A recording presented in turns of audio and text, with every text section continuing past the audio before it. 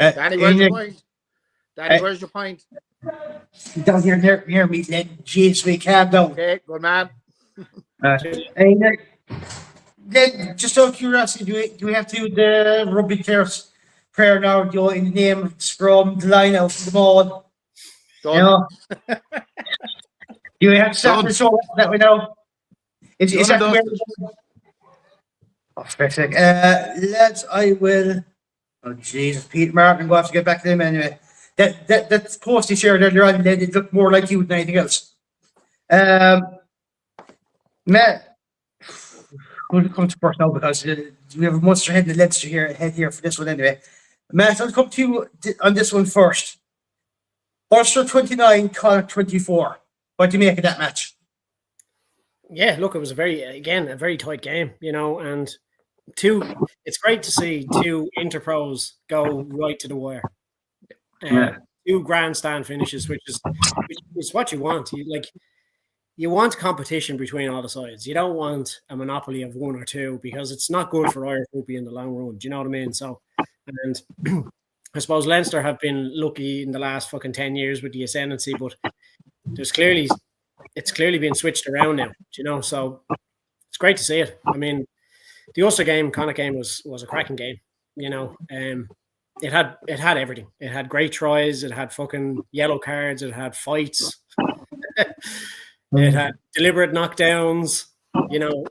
And look, we've said it before. Like we've been talking about Zach Ward a couple of times here, and he had a great game.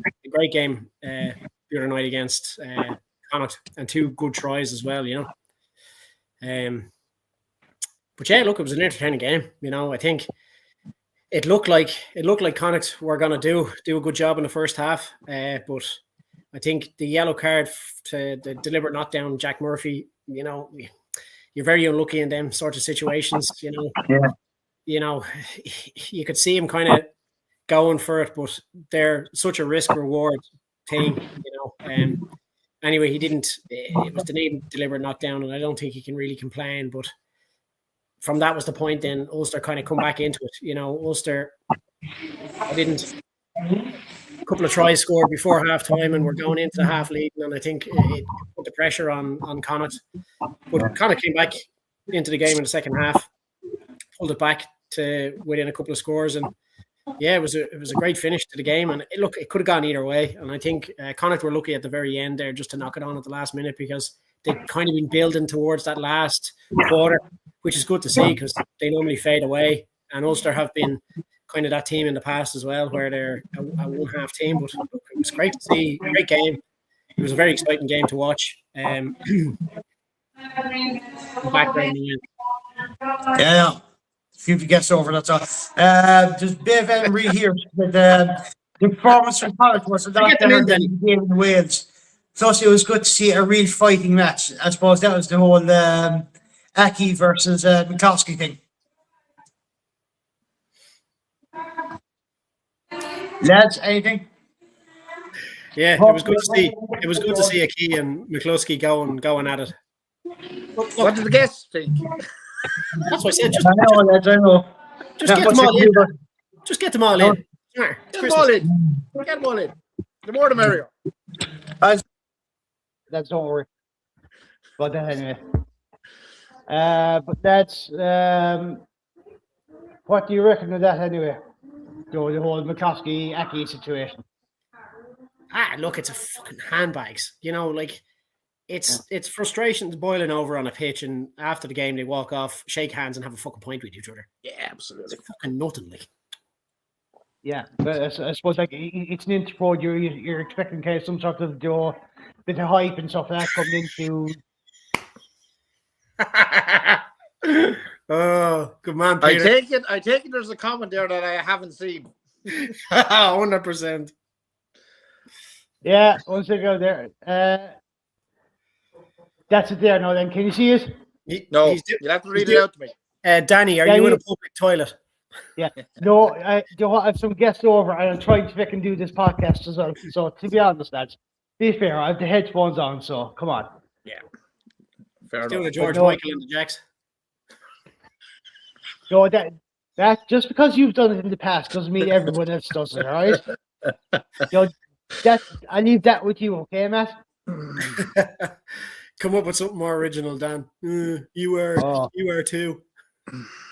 Where are you? Now, lads. So, no, Matt, I'll be asking you, Alliance League now coming up in January. What do you make of that? Say that again, Dan. The Alliance League coming up in January. Do you want to talk about that, Matt? We know you're a massive GA fan. You love that, all that sort of crack and talk and stuff like that. So, do you want to tell us a bit about the Alliance League, Matt? Jesus, Dan, you know something, right? You strangle jokes so much that if you strangled your Mickey as hard, you'd have a fucking good time. You think? Well, I don't know. No. Maybe you're too busy pulling off fucking bulls in the field. Whatever. Either way, Len, your thoughts on the Ulster Connacht game? Look, despite the loss, right, I think Connacht supporters will be happy that the team were competitive as opposed to the fucking absolute blip that they had against the Dragons, because that was absolutely that was a farce. No, again, that was an anomaly, though. That's what I said. It was a blip. It was a complete anomaly. But like, all credit to the Dragons because they went fucking hard, and I think they themselves were surprised to get the result that they got. So look, they were back. They were competitive, and we see how well Ulster are doing. So I did think it'd be a tight game. I did think Ulster the shaders. I said it there last week.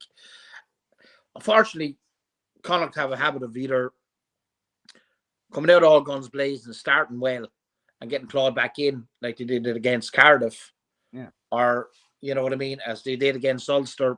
Okay, they went into a 10-0 lead, and it was all Connacht for maybe the first 15 minutes or so.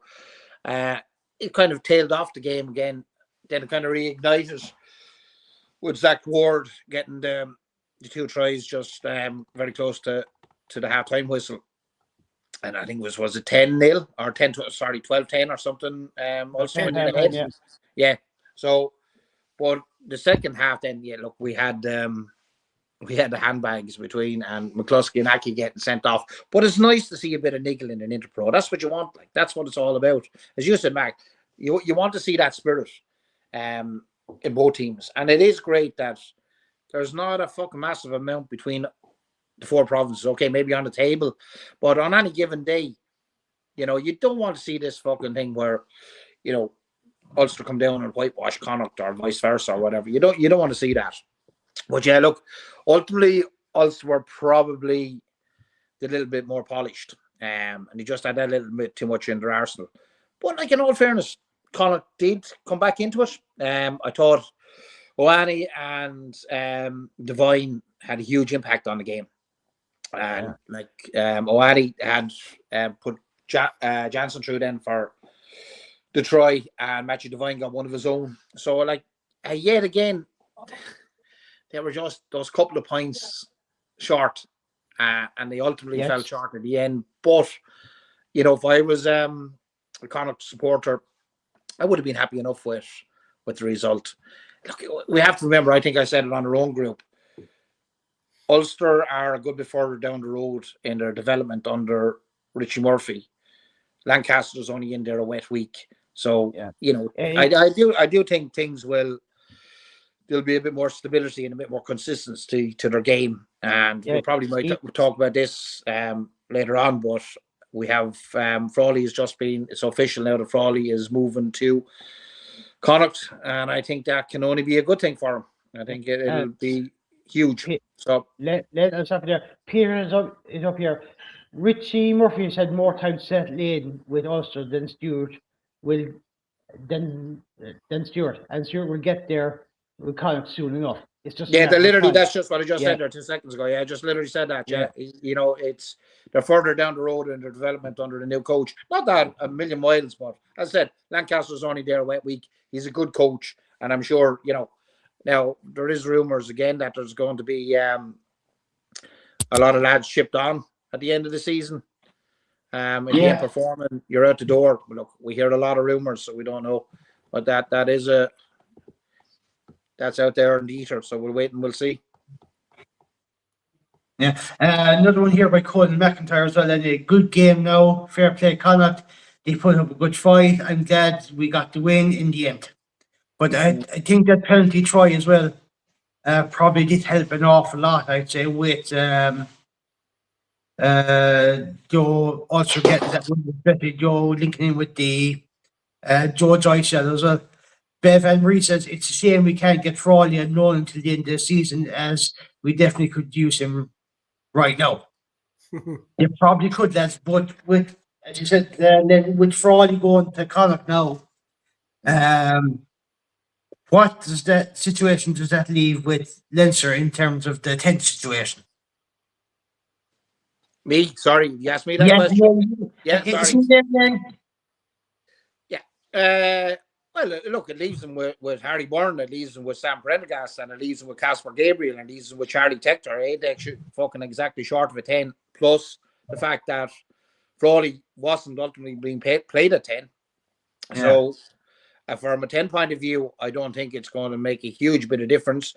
My own personal view, we've been saying this, actually, in all fairness, as we have to take credit here, because we've been saying, for months that Frawley should move down to Connacht. Or if you were obviously listeners, cheers for that, lads. But no, like in all seriousness, he's a victim of the fact that he is such a good utility player. And in fairness, I know we'll come on to the Munster game, but Frawley had a fantastic game down in Thomond at 15. And again, he's not exactly a 15, but he hit everything that fucking moved. Now, he also got hit himself by Shane Daly, who absolutely creased him. Absolutely. But, he creased. But in fairness, he had a brilliant game. And I honestly think I'd hate to see him go west and end up as just a utility player down in Connacht. Yeah. That I think could be the worst thing for him. And we need, look, from an Irish point of view, the more competent 10s we have in each province, the better. And I presume, that's part of the IR4U reasoning behind this, that Frawley goes down there, plays at 10. We can only assume. But as I say, I assume that is the main reason. He goes down there, he gets plenty of game time at 10, and he gets a chance to prove himself. So good for Connacht, and I think good for Frawley as well. Matt, do you think Frawley moving to Connacht is a good thing for him, and do you think it's a good thing for Leinster as well to be blood some younger 10s as well? Yeah, well, look, I mean, as Lena said, we don't really have a problem in the 10 area in Leinster. I think there's enough battle for that position there, and I don't think Frawley was ever going to be a part of that, considering he wasn't picked that often for 10. He was only thrown in there when he needed to be, if there was an injury or if there was cover. And look, I mean, Frawley must have been pissed off getting moved from pillar to post and playing from God knows where, on the wing, in the centre, fucking 10 when he needs to be, full back as well when he needs to be, and you just can't get settled, and we've spoken about this before, that it would be a good move, good to see him go and getting regular game time, because he's not always in the starting squad for Leinster, and these guys want to be playing week in, week out, and just want to come back to the point there you made with Stuart Lancaster and Richie. Richie Murphy has had a good couple of seasons now with Ulster, so he's kind of settled and you can see the results there. It's the same with Stuart Lancaster. He's only in, and you've already seen flashes of what he can do, and flashes within the team of things going right. But it's to get that solid performance, and he needs a bit of time. So, every coach needs at least a season to get to know a team and get it all sorted. But yeah, look, I mean, I have no fear Stuart won't be doing a job in a couple of months' time. But yeah, look, I mean, I think it's a great move for Frawley. It's a great move for Frawley, and I think a lot of Connacht supporters will welcome that, because there's no doubt in his ability. He is a quality player, whether he's playing fucking 10, 15, centre or wherever, and he is that kind of utility back. But I really just hope under Lancaster that Lancaster just beds him down in a position and go, right, that's it. You're not playing anywhere else now, whether it's 10, whether it's fucking 15 or wherever. I think that's what he needs, and he needs that kind of mentorship where it's he's been selected in a position and he's been mentored within that position and getting game time within that position. It's better because it's fucking tough being chopped and changed all the time. It's different strategies, it's different defensive, it's different attacking mechanisms for all the different positions, and changing them is just, I don't know how he did what he did when he was doing it. But he seems to make a fist of whatever position he's put into it, Matt. There's no doubt about it. That's why it's terrible to see him wasted, because we're Munster supporters, but you have to recognise excellence in any player in any province or in any team across the world.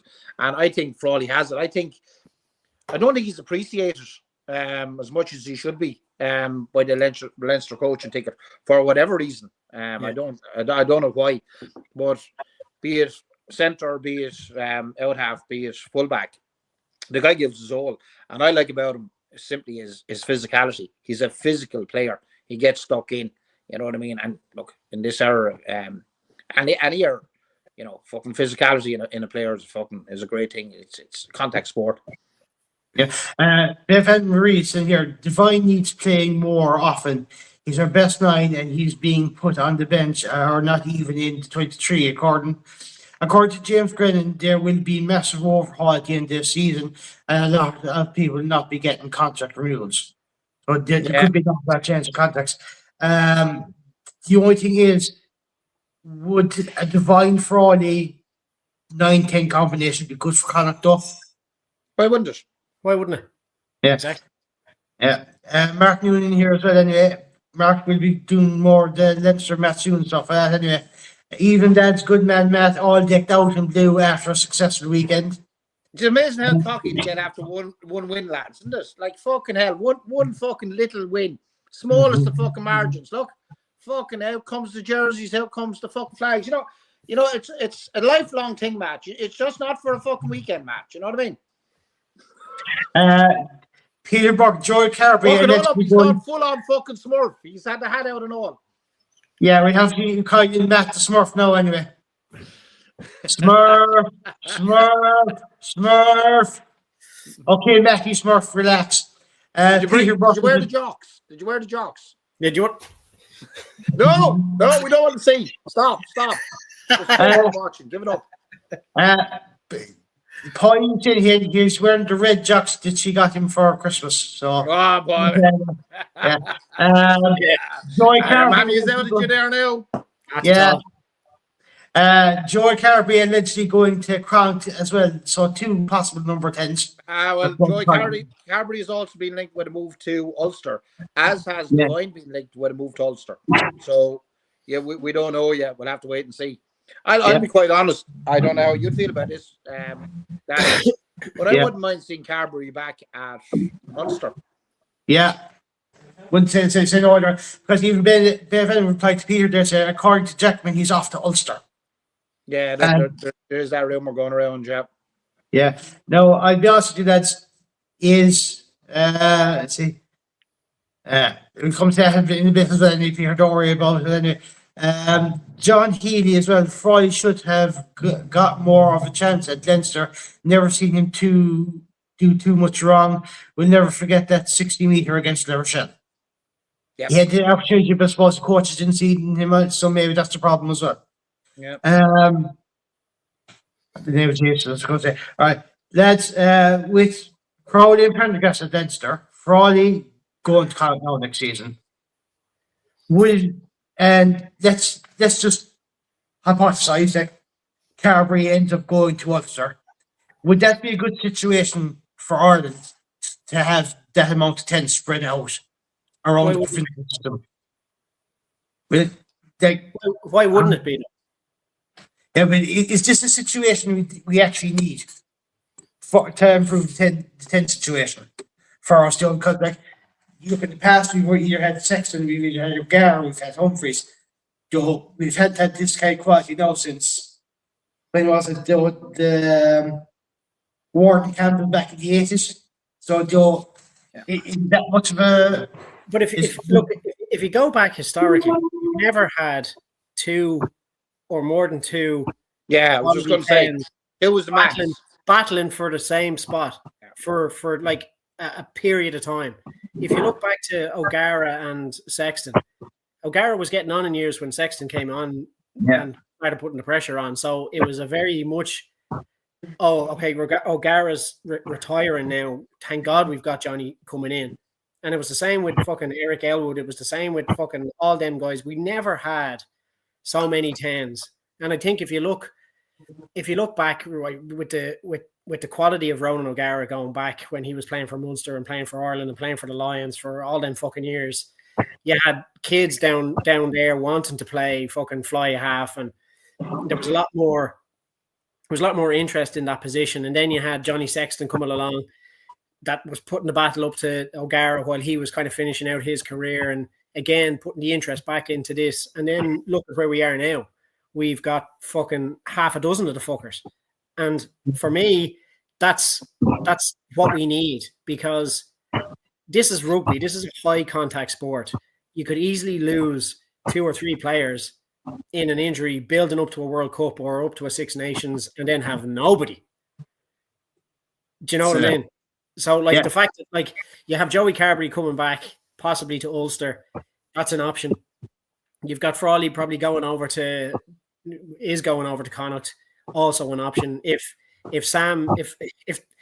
the unthinkable was to happen and Sam and Jack weren't available, at least you've got Carberry back in Ulster, he could do a job. You've got Frawley over in Connacht, he could do a job. Do you know what I mean? You've Jack Carty, worst case scenario. Like they're a dime a dozen now at this point, and it's only good for Ireland going forward. Do you know what I mean? Like I'm just highlighting the fact, like, we've never been this lucky within that position. Yeah, Matt, would you agree with Matt's statement there? Absolutely, yeah, 100%. Yeah, I do. Look, we were saying this forever and a day. You need a wealth of talent spread across all 4 provinces, in every position. And look, I can see if you're a Leinster supporter and you're losing a good player to Connacht, you might go fucking word. I can see the argument. We're fucking reducing them. You know, we're bringing them through the academies. They're coming through the schools, and then they're fucking off to Connacht or Munster or Ulster or wherever. But for the good of Irish rugby and for the good of the players themselves, you see, as Matt said earlier, these guys want to play rugby. These guys want to be on the starting sheet every fucking week in, week out. They don't want to be sitting there playing as a utility fucking back or fucking sitting on the bench. They want to be a first team player. So it is good for them as well. Yeah, look, right. I wouldn't say we have too many of the fuckers, man. Yeah, look, as you said, you could lose 2 or 3 of them in a run up to a World Cup. Fuck those. And it is great now that we have more than one option. You know, like, we invested way too heavily. We took too long, really, to get rid of Johnny. Do you know what I mean? He was as good as he was. He was well past his expiry date when it came to that World Cup. And we didn't have the faith in who we had, what was coming behind him. And I did mention one of the forgotten fucking 10s. He never seems to get a mention. Fair play to you mention is Eric Elwood. He was a great 10, brilliant 10. He's one of these guys. He's always seems to be forgotten. He never seems to get a mention. But look, I think it will be. But then again, as we said a minute ago, that's all dependent on whether he's being played. Frawley is played as a 10. I think he will. I think that's the plan. But, hopefully. Yeah, Carberry coming back. Look, I don't know. Carberry's biggest problem wasn't that he wasn't a good player. He was just so fucking brittle. He was constantly injured. Yeah. But he seems to have fucking survived the top 14, one of the toughest rugby competitions in the world. So, like, you know, hopefully he'll come back. I'd like to see him come back to Ireland. But look, we saw what happened to Harry Byrne when he went over to Gloucester or whoever. Bristol. And I mean that. It was Bristol. I know it was Bristol. We know it was Bristol, fuck's sake. But you saw what it did to him and him. And that was only a short spell.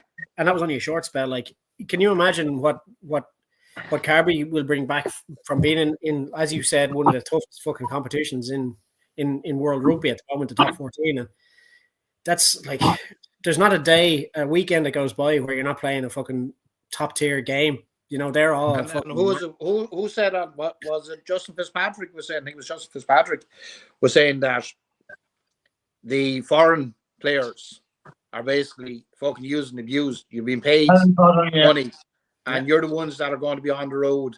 There is no break for you. They don't really kind of give a flying fuck about you.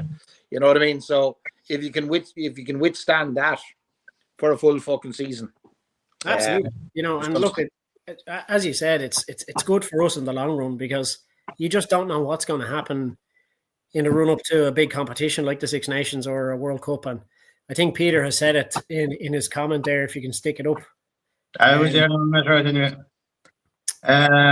Maximum depth going into 2027, and he's right. We do. We need maximum depth in all positions. Yeah, but even then, Mark Newman said that Friday is one of the unluckiest Irish players of recent past. About 15 or 20 against the All Blacks, he's cut loose, been dicked around ever since. 100%, Mark. Absolutely 100%. And I still, for the life of me, can't understand it. Like, every guy is entitled to a fucking an off game, and he didn't even have an off game, as Mark said, last 15, 20 minutes. And he seemed to forget those drop kicks against South Africa. So I just, there's somebody somewhere doesn't like the guy in the Leinster setup, unbeknownst to us. But look, we'll see what happens next. But that's how cutthroat it can be. That's how cutthroat professional sport can be. Like, if you don't perform all the time, if there's somebody there to step in your shoes, it's that quickly turned around. Do you know what I mean? Now I'll have to pull you there now. No. Giggity. No. You wish. No thanks. You'd pull it off. Yeah, no thanks either. No, I honestly no. That's like we've seen lads on the Irish team that have been subpar. Yeah, and still get their game. You know what I mean? I'm talking provincially, not internationally. And I'm talking provincially as well. There's not every player in any of the 4 provinces. There's a lot of players are still there on merit when they should be dropped. Yeah, well, fair enough. But I think it can come down to, like you said, somebody higher up that we don't know about to go, right, well, that's it now. Let's just cut them loose or whatever. But look, I agree with what you've said as well, but I think it should be more cutthroat. If that's what you know. Look, I believe, okay, you get this, you know, form as temporary, class as permanent kind of a job. And, you know, lads do go through fucking peaks and troughs for whatever reason. But I honestly think all teams should be picked on form, you know, and they should be picked on form because otherwise, well, look, he's been fucking good for the last 3 fucking seasons, and you have an absolute stinker 7 or 8 fucking games into a new season, and you're still being fucking picked. And the guy that has been playing fucking shit hot for 20 minutes every time he comes on still can't fucking start the following week. That has to fucking damage a player's confidence as well. You know what I mean? Because he's there on reputation. Well, I can tell you something. Andy Farrell has a tough job going into the Six Nations. Yeah. I tell you what, he does. He's a lot to mull over. Yeah, because I mean, there's lots of guys, not only from Munster but from Ulster and Connacht, putting their hands up for selections. And absolutely. I would not like to be in his position picking. I really wouldn't. Even Mark Newman said here, Harry Byrne has matured massively and has a calm about him that comes with age. Now, there's one comment here, because this is going to lead into me asking Matt about a particular game. And just from telling you, Mark Dermott, a couple of minutes ago when Matt was trying on all his Leinster gear. And she says, go on, Matt. Clapping, blue and white, and 2 laughing emojis. Now, Matt, since that ties nicely, and I'll ask you about this. I leave you get your gloat now of the way. Leinster 13, Munster 8. Go on, Matt, go for it. Well, look, you know I'm not one for gloating. I really am. Whoa. Have you not got a background song?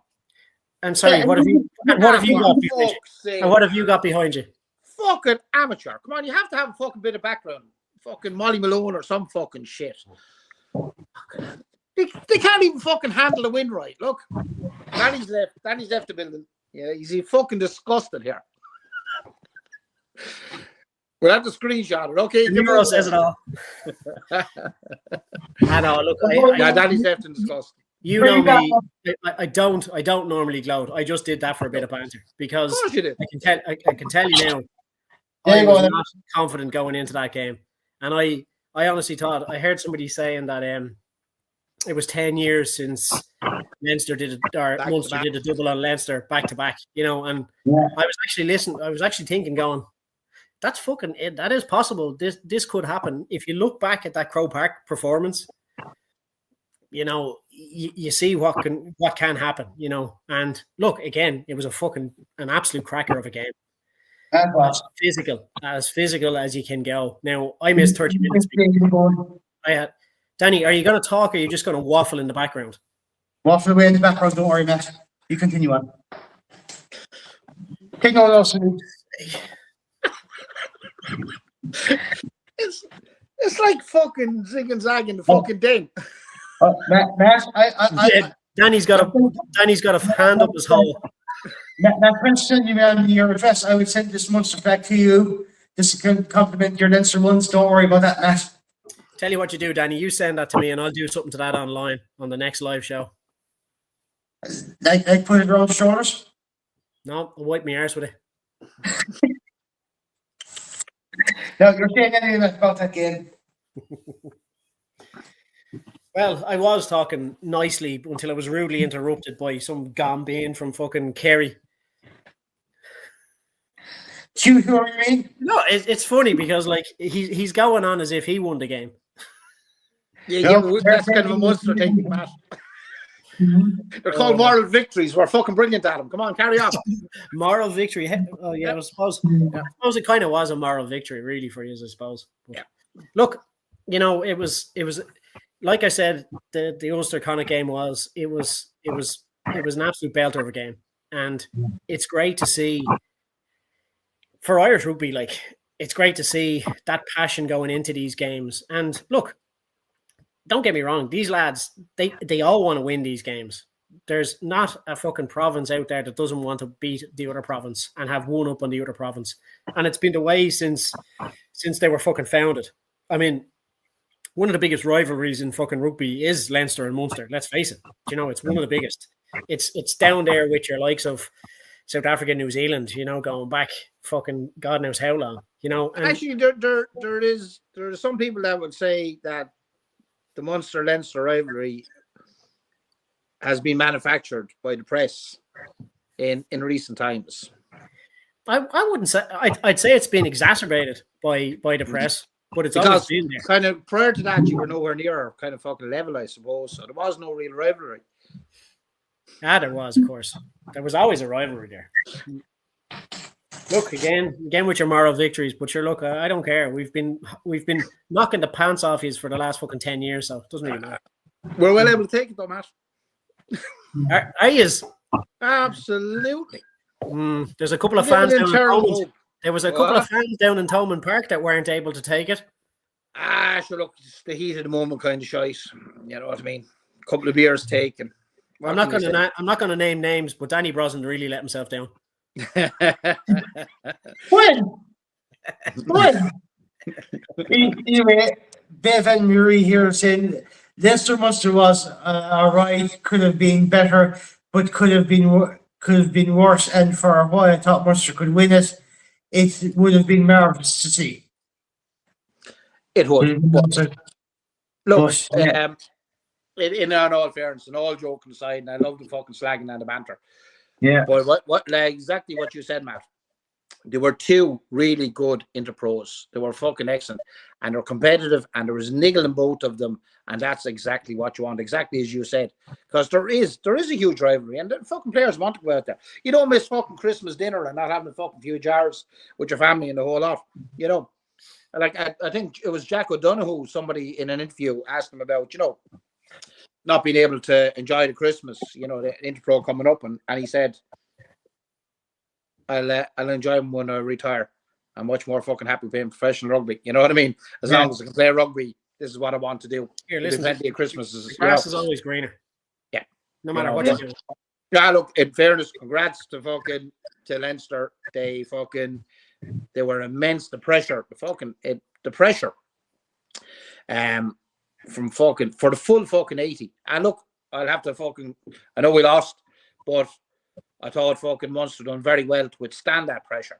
And it wasn't a classic. Yeah, I know. Like a couple of lads said, it was a shite game. It probably was. It wasn't a free-flowing game of rugby. They imposed like that Ian Arbor, that rush defence. They imposed it fucking 100%. They choked us at everything. Now, well, look, Munster had their own handling errors, too many drop balls, too many mistakes in the first half. Didn't help us, but a lot of it was a result of the pressure and the fucking line speed of Leinster. And they were shooting up and fucking hitting us at every opportunity. Jack now finding touch with that penalty. You can't do that, especially in such a fucking tight game. That could have been a turning point. You know what I mean? We could possibly got him all over for a try at that stage. He missed the conversion. Look, you get days where fucking tens are. Look, he was very, very good in the loose, which he always is. But like, yeah, 10 has to do the things that tens do as well. And I know he has had tendency to try and inch the last fucking millimeter out of his kicks into the corner. That was unfortunate. But look, I'll tell you how tight it was. There was only 2 tries in it. One from Josh Van Clear, one from Dan Kelly. There was complaints about the fucking ref. Yeah, look. The only thing I will say, it was their own Peter Martin that was reffing down there. Okay, Jesus. But look, I mean, look at it this way, right? I know people give out about referees and all that sort of stuff, but if you look at that referee in particular, he was thrown into such a massive. I was just going to come to that, yeah. Do you know? And I thought, like, okay, look, all refs get things wrong, and all refs don't see everything on the pitch, but it's up to their support to be helping them along the way. But you know, I know we won the game, and look, we had some bad decisions made against us as well. And I think Munster did it too as well, definitely. But we can't blame the referee for this, because, like, if we're going to go down that route, we may as well just watch fucking the likes of GAA or football. Actually, that was the point that was coming to Matt. There was a lot of very late. Sorry. Yeah, no. I'm just saying that, but that was the point was coming to. Like, the only one I would have fucking actually questioned was Nankivell's pass. The forward pass. The forward pass. Which what? That wasn't the forward pass. No, that wasn't. I honestly thought it was flat. But look, you win some, you fucking do some. But you can't really go down the fucking. My only issue, what I was going to say with the ref was, he's an AIL ref that was elevated into the URC. Handing him a fucking top billing game of the year Interpro is a mistake, regardless of whether he done well or he didn't.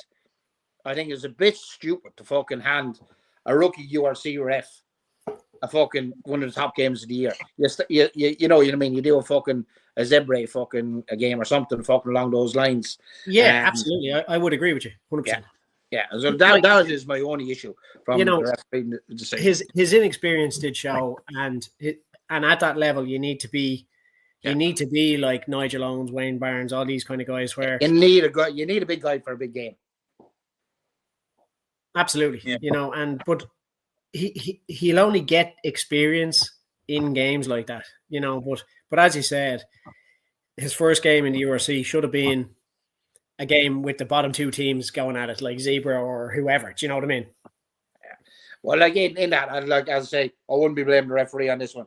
Our handling errors in the first half, our scrum, we had a fucking nightmare at the fucking scrum. Look, let's be honest.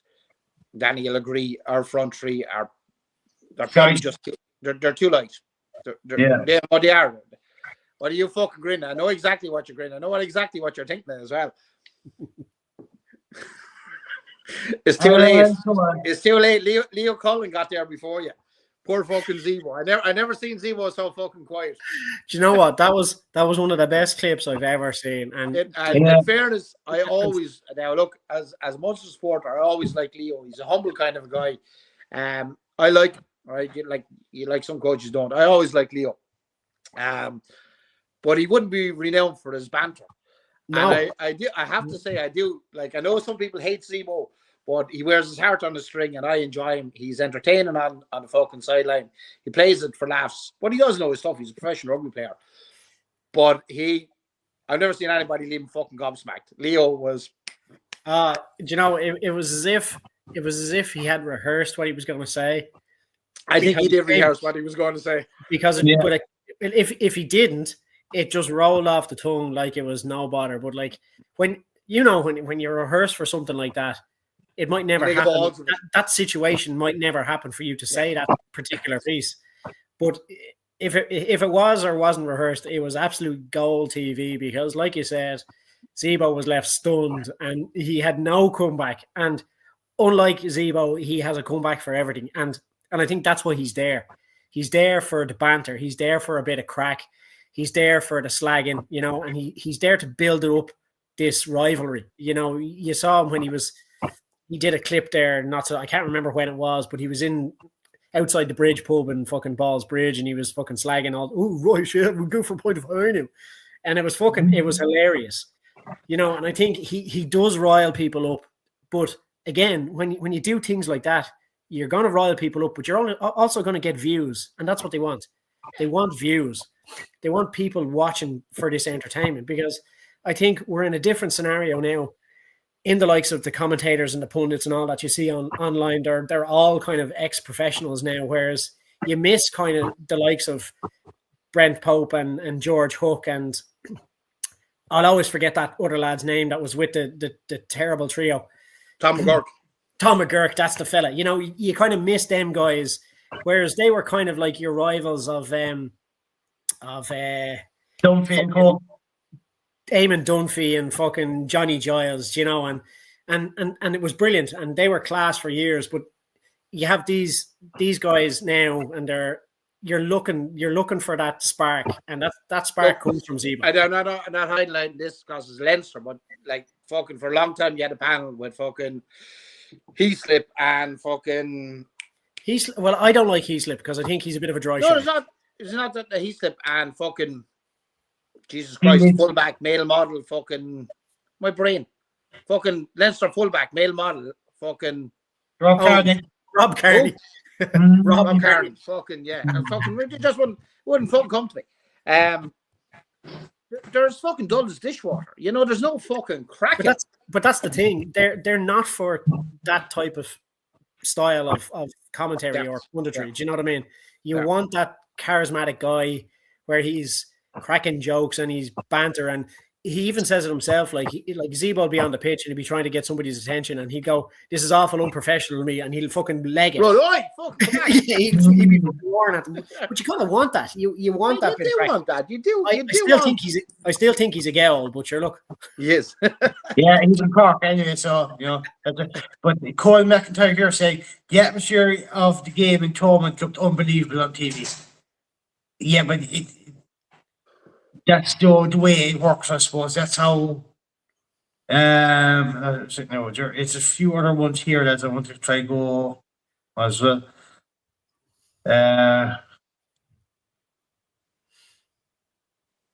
Thoughts on the forward pass? Wasn't the forward pass, was it? Yeah, it was flat, I thought. When you're passing like that, at that distance, with that power, at pace, the ball is always going to go forward, regardless. But if it's forward out of the hands, in the motion out of the hands, yeah, forward. But if it's flat, even though the ball still travels forward, that's just the momentum of the players running. So for me, it was flat all day long. It wasn't actually, in fairness, if you look at the clips, it was parallel to the line he threw it on. It was, of course. And Peter Burke, Peter Burke not only needs a hair fucking transplant, he needs to get fucking glasses as well because the fucker can't see. Yeah.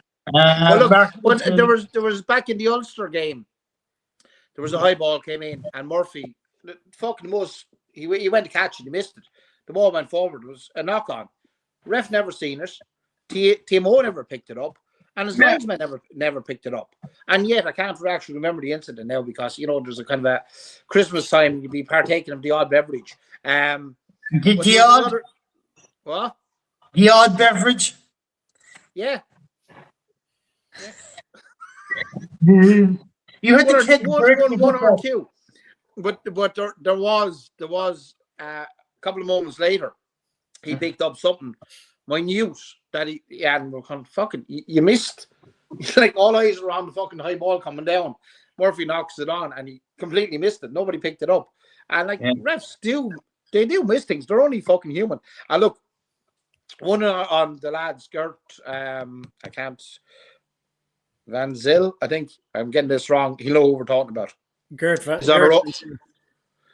he's on our own group, and he's an ex-ref. And Gert he has Van Zyl. Yeah, is it? Yeah, thanks, Matt. Yeah. I struggle with English as it is. That's not surprising. But no, he has made the point numerous times, being an ex-ref, that if they get too much abuse, kids will not want to become referees. And look, it's a fucking thankless job. Let's be honest. Yeah. You know what I mean? And no ref is going to get anything right. I'm not talking about the Munster match. I'm just talking in general here. Yeah. But we do need to give him a bit of fucking slack. We've covered it, some of the controversies over the year, like the away from White and stuff like that. But we'll move on. But congratulations to Leinster. You deserved your win.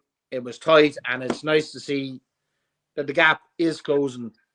It is closing between the provinces. Look, and fairness, Munster, I thought, were unlucky. They could have come back into it. They dominated the last quarter, so there's nothing in it. But that defense, when they do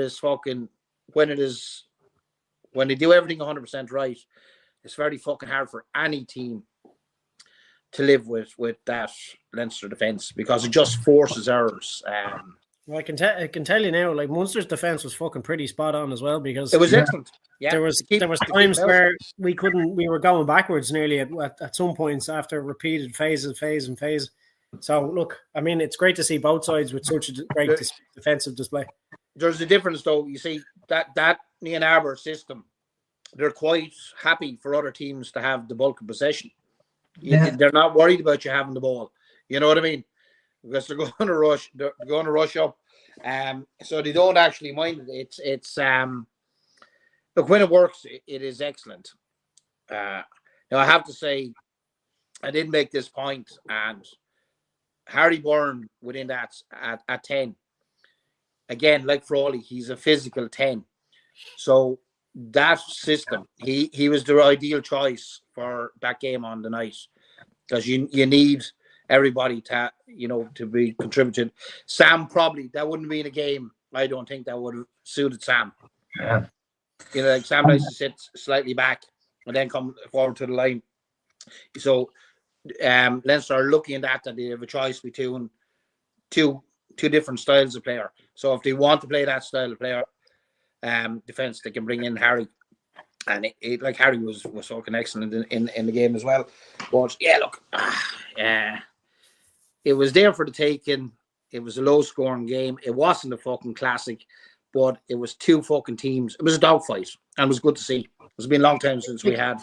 It was never going to be a classic when you have two teams that want it so badly, and they're going hell for leather at each other. Do you know what I mean? Yeah. You're going to get these errors. You're going to get these stops in play, and you're going to get fucking scrum collapses and fucking scrum penalties and all that sort of stuff. But that's what you want. Like, you want that physicality there between the two teams, because ultimately it's only good for Ireland in the long run. And as I said, the only person I would not like to be right now is fucking Andy Farrell, because how can you pick an Irish side based mainly on Leinster players? You can't anymore, because there's so many old guys putting their hands up now. Yeah. Beth, I was making a point here, said one bad point about these interpros is, why are 10s who aren't captain literally screeching like a bird at the refs? Surely should only be captain speaking to the refs. Well, that's the way it should be, and the only way the referees are going to get a handle on that is to fucking pop out a yellow card and say, off you go. I'm not going to have you talking to me without being a ref. Or being do you think he had the experience and the balls to do that? Of course he didn't, because of course he didn't. That's why. Yeah. And like, you know yourself, but you know yourself, like, if you're playing a game and you're constantly getting away with something, you're going to keep doing it. Yeah. You know, and unfortunately for the ref, it was it was just the occasion. It was a bad occasion for him because it was just too much pressure for him. Because any other referee would have easily just gone, right, I'm going to give you one warning. You talk to me like that, you're going to spend 10 minutes in the bin. Because we're losing the values of the game at this point if we're going to have fucking players yapping at the ref every now and again. It's a simple fix. Like in all fairness, off you go. You can understand that from one point of view that if players think this guy is inexperienced, like you should be, so they're going to make their point up, but they have to make the point through the captain. Yeah. You have to make you fucking talk to your captain, and then your captain makes the point to the ref. So that's one angle of it. The second one is Thomond Park, a packed Thomond Park, a sellout Thomond Park is an intimidating place for professional players to go and play. Right? So you have a rookie referee in there walking out into that fucking cauldron and then trying to manage the game that was fucking helter-skelter, full on for the 80 minutes. It's tough going. So I think he had enough to fucking deal with. You know what I mean? Without going, right, I'm going to give him a yellow card for fucking back chat and fucking incur the wrath of the crowd. You know, I don't blame him. Yeah, and it's good comment here by Una McGowan anyway. She says teams like Saints and French teams will find holes in Leinster's defence, though I'd happily set up a GoFundMe to pay off Ninibar and send him home to his beloved Racing. That's a very good point, Una. And the funny thing is, that was one I took from the game was our game plan. We fucking engaged far too much with Leinster. When we played them in Croke Park, we went a couple of phases up the middle and we got no joy from that. We went in behind and we went to the corners and we chipped over the top. And that is really the way to beat that defence. And for some unknown reason, we decided to get into an absolute arm wrestle with Leinster. Sorry, Danny? Which they loved, because that's what they're you're playing into their hands with that. And like I said to Matt earlier, that system doesn't actually really bother them if you have the ball in hand. Possession is not really a fucking problem for them. Because they dislodge it off you pretty fucking quickly. And it pods 2 and 3 guys smacking into you. So I do think that tactically, I don't know why we went the way we did, but you can't beat that, and especially if you don't have fucking brutes in the scrum. So when it comes to scrum time, at least you have parity of steam in the scrum, or you can win the scrum. So we didn't. We're too light in the front row. So I think if we had to play the way we played in Croke Park, it would have given us a much better chance. But look, and at the same time, it's not often, Matt, I like losing to the fucking Blue Lads and seeing any positives in it. But the fact, as you said, that we were competitive and we fucking defensively, we were excellent for the 80 minutes. Fucking Leinster just managed to get those extra couple of points on the board. So that was the positive I took from it. Look, it's the same for us as well. Like, we don't like losing to you guys, but if we had lost in the manner that you had lost there in Thomond in Croke Park, I would have been happy. Do you know what I mean? Yeah, exactly. It's the performance. You don't mind losing a game when they've done everything right and everything in their power to win the game. It just hasn't gone right or whatever. It's when they don't perform to the way they can perform. That's when you get annoyed. Do you know what I mean? But it was a cracker of a game. Like, it wasn't a cracker, but it was good to watch because there was so much going on, and in fairness, from a Leinster point of view, I think that's the first real performance they've put in this season.